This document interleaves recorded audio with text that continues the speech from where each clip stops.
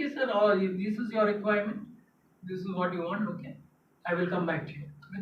Then you can prepare and go back to it. You can prepare and go back to it. So you ask a set of questions, you have to write down the questions. Initially, you won't know what questions to ask. You have to ask questions in a organized, sequential manner. So you should write down the questions, what you should ask a customer, and write down the answers.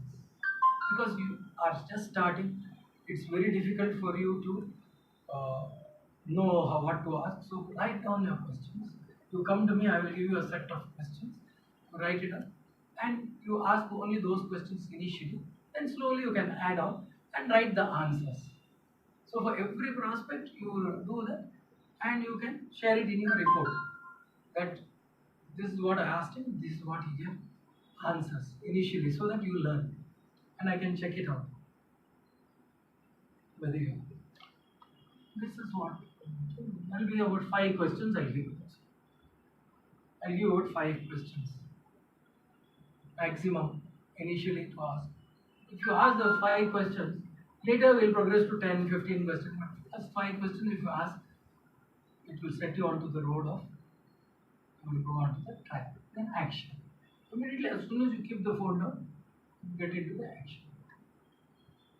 So, customer wants 1 crore property apartment in Lakeside Habitat. Immediately, you go onto the database, start seeing what is available 1 crore, and then initially you don't know, it's not available. It's you are thinking he told 1 crore, but you are seeing in database 1.2 crores. Don't eliminate that. Don't eliminate. That's the mistake the customer makes. He starts thinking for the client. Don't think for the client. You are seeing in database 1.2 crores. Add it into you. Add it. So when you make the next call, you discuss with him. Sir, you told me 1 crore. I don't have. I have 1.2 crore. Because 1.2 crore will be negotiable. You should, maybe you don't know about that. So you should know those things. So many salespeople, they start thinking for the customer. Stop thinking for the customer right now. Stop thinking for the customer. If you think for the customer, oh, I thought customer wanted this, I thought customer wanted that. Why you are thinking for the customer? What the customer wants, you ask him. Sir, or you tell that you're thinking aloud. Sir, am I thinking right? I'm thinking that you don't want this because it's 1.2 crores. Am I right? He'll say how foolish you are. So please add that into my kitty. Because customers will not reveal their mind. If they have 1.5 crores, they'll tell 1 crore only. So you should be smart. So to know their mind, you think aloud. So you don't think for the customer. That is the biggest mistake the salespeople do. Don't think for the customer. You have to be qualified for that.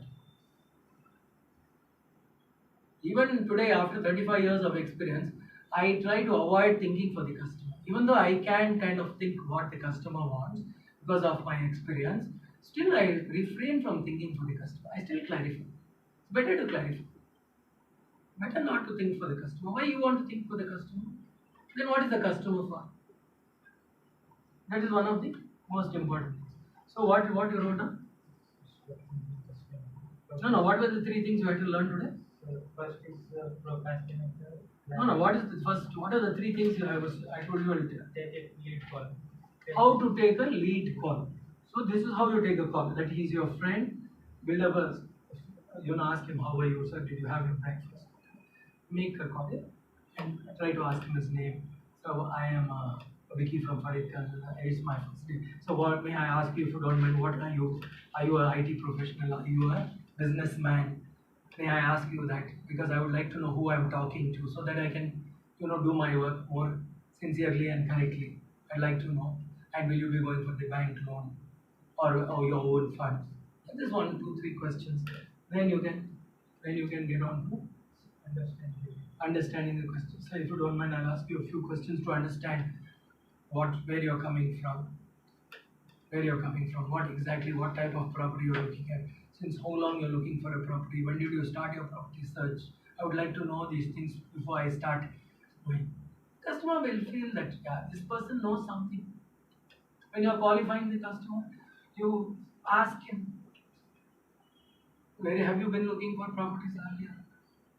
So I would like to give you the Prestige city. Have you seen the Prestige city? Have you heard about it? Have you seen it? If you have heard about it and not seen it, I would recommend you to see it. I would recommend you to see it. It's a good property for investment. If you already have your own house, you have to ask him, do you have your own house? If you have your own house, it's good for investment. You pitch straight away for investment. Like this, you have to qualify the lead. You have to qualify. Whether you are calling him or whether the lead comes, both are one and the same. This one, some need is there, some symptoms are there. There you are pitching a product. You have to be more focused. Here you have to have more of empathy, more understanding. There you have to have more of focus, because you are pitching a product. So you should see how you can get him to the property. You have to try to, your focusing skills should be good. You have to ask him questions in such a way that he gets excited about the product. Sir, how come you don't know about the Prestige City? What a beautiful project it is. Like this, you have to get him excited about the property. And if you still can't get him excited about the property, then you ask for a referral. You ask for a referral. If he's just bought, he may not have any excitement at all. If he's just bought a property, it's difficult. So ask for a referral. And any of your friends, you refer somebody who's looking for a property. I'd like to talk to them. It's a beautiful property. I don't want them to miss this great opportunity. I don't want them to miss the great opportunity. See, you should understand as a salesperson, that's why you should have belief.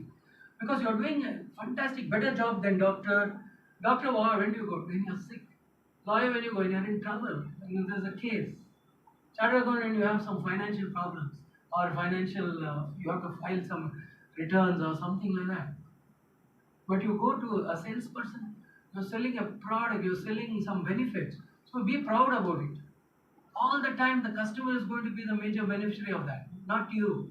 So be confident that, sir, I'm selling a good product. Be proud about it, and tell him about the property. Don't hesitate. Don't think that the customer is not going to buy from you. Tell him in a wholehearted way. Buy is not buy. See, everybody cannot buy. Everybody cannot. So you don't worry about that. Okay? So all the three covered. Take on the lead. Take on the lead. Take on the lead. Act on the lead. So action should be, you should be spontaneous. Ask him how much of time you have. Most of the people, what they make mistake, okay, we'll call you back. When you going to call? I'll call you back. 35 years over, still I have not called back. When I've told that. 35 years of sales. 3rd July 1986. Still I have not called back customers when I've told them that. I'll call you back. What is the date today? 17th May 2022. How many years over? How many years over? 36 years going to happen of selling. Still I have not called back the customer. But when I've told the customer, sir, I'll call you back in 1 hour, in 30 minutes, or can I call you back tomorrow? My subconscious mind will remind me to call, even if I have not put it in my planner. Even if I have not put it in my planner, while I'm running, or while I'm doing something in my house, or when I'm going to bed, or when I'm getting up in the morning and saying my prayer or something, suddenly one flash will come. That, oh, Papa, I have to call in half an hour. Even normally, your subconscious mind will remind you at that time itself. But supposing you're too much pressurized and you have so many things you're doing, then also it will still remind you, whether you like it or not. But if you say, I'll call you back, 35 years over, when you're calling, your mind, you're not told your mind when to call him back. You're not fed your mind correctly instructions. You're not fed the computer when to call back. Computer also, when you feed in, you'll say, okay, you next day, it will give you a beep, no, alarm, when you're putting your planner. But if you just feed in that, okay, I have to call this customer, and if you don't feed it in the date and the time, and how the computer will call you back, will remind you. It's not possible, right? You have to commit. The commitment is more for you than for him. So when can I call you tomorrow at this time? Today itself you have to start engaging with him. Most of the salespeople will say, call me. Commit yourself. Then only you commit yourself to the sale. Commit yourself to the sale. You want to sell him. You commit yourself.